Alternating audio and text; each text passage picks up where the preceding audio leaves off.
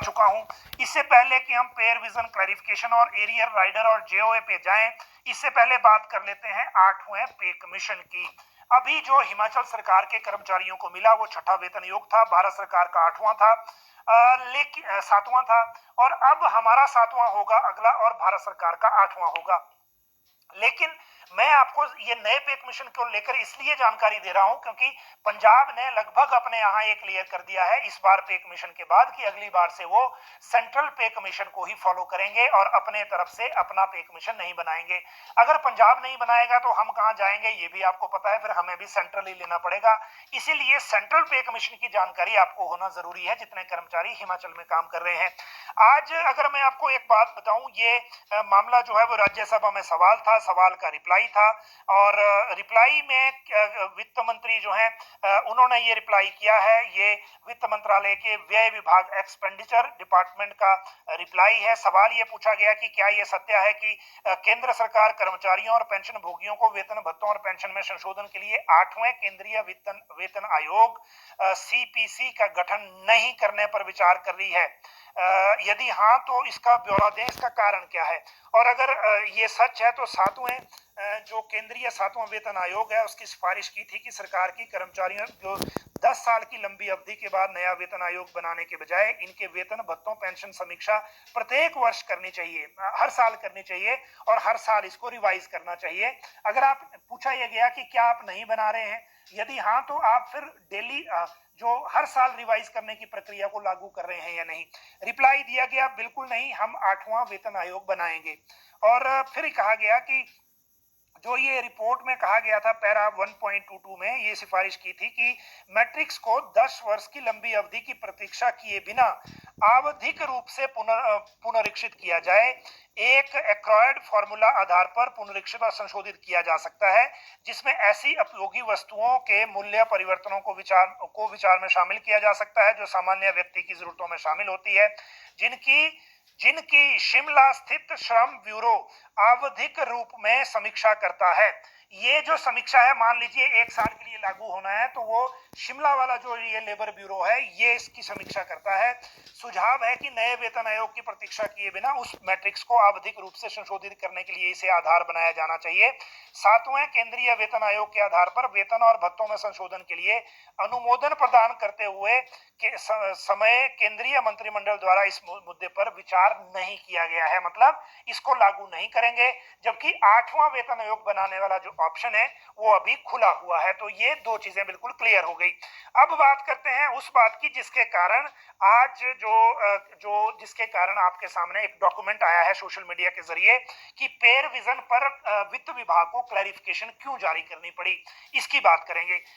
जो pay revision पर ACS finance ने एक क्लैरिफिकेशन जारी की है सभी एडमिनिस्ट्रेटिव सेक्रेटरीज को, एचओडीज को, डिविजनल कमिश्नर को, डीसीज को, रजिस्ट्रार जनरल हाई कोर्ट को, और इसमें ये कहा गया है regarding placement of higher pay scales oblique structure. अब I am directed to refer the subject cited above and to say that the references are being received from various quarters seeking clarification regarding placement of government employees in higher pay scales या higher pay structures after certain period of regular service. In this regard, the position is already clearly stated in para 4 of the department's letter number dated 3rd January 2022. It is requested to ensure that instruction dated 3/1/2012 as referred to above are adhered to strictly। मतलब ये हुआ कि बहुत से department से finance में ये references आ रहे थे कि जो हायर पे स्केल या हायर पे स्ट्रक्चर में कर्मचारियों की फिक्सेशन करनी है उसका फॉर्मूला क्या होगा, क्योंकि बहुत से डिपार्टमेंट्स में जो एक सेल्फ मॉड्यूल भी लागू हो गया हुआ था। और दूसरी बात ये कि जो लेफ्ट आउट कैटेगरीज हैं वो तो मसला अलग है, लेकिन जिनको हायर ग्रेड पे मिल रहा था उनकी जो किस एलिजिबिलिटी ईयर के बाद मिलेगा उसको लेकर क्लैरिफिकेशंस आ रही थी। इसीलिए ये दोबारा से रिट्रेट करना पड़ा, और मुझे लगता है क्लैरिफिकेशन इसलिए भी जल्दी बार बार आ रही थी क्योंकि जो पेयर विजन को लेकर जो राइडर के बाद नोटिफिकेशन आ गई कि जो राइडर के मामले में जो फाइनल इफेक्ट है वो तब आएगा जब ये 3 जनवरी 2022 की नोटिफिकेशन को सरकार अमेंड करेगी।